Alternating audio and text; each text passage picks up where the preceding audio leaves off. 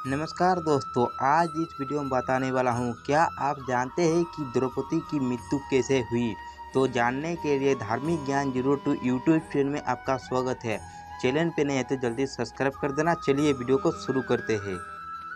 दोस्तों, द्रौपदी को लेकर यूँ तो महाभारत में कोई कहानियों आपने सुनी होगी, या हम आपको आज बताएंगे द्रौपदी की मृत्यु कैसे हुई थी।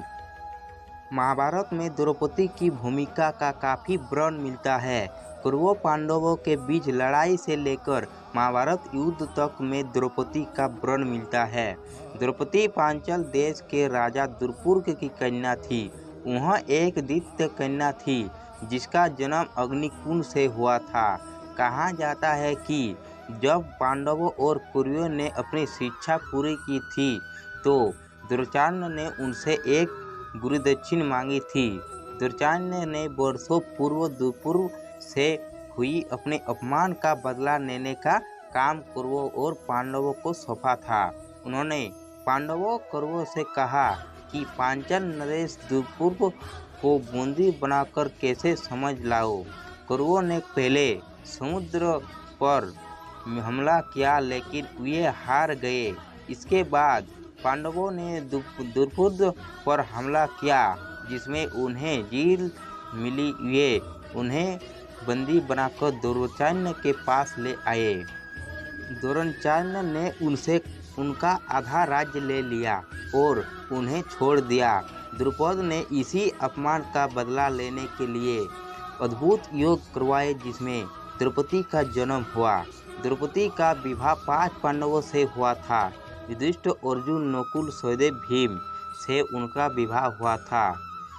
चूंकि अर्जुन ने ही द्रौपदी को स्वीकार में जीता था, इसलिए द्रौपदी 5 में से अर्जुन से सबसे ज़्यादा प्रेम करती थी।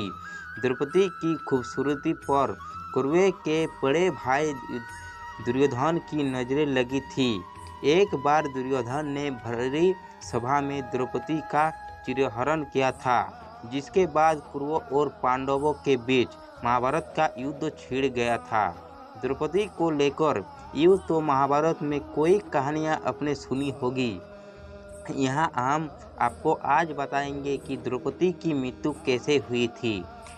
युधिष्ठिर का राजपाट समाप्त होने जाने के बाद पांडवों को इसकी काफ़ी दुख हुआ। इसके बाद युधिष्ठिर ने वेद व्यास से अनुभूति लेकर राजपाट छोड़कर परलोक जाने का नियंत्रित किया। पांडवों में स्वर्गारोहण की कहानी में इसका वर्णन मिलता है। महाभारत में 18 पर्व में से एक है महापरिनिर्वाण पर्व है, जिसमें पांडवों की महान यात्री अर्थात मोक्ष की यात्री का उल्लेख है।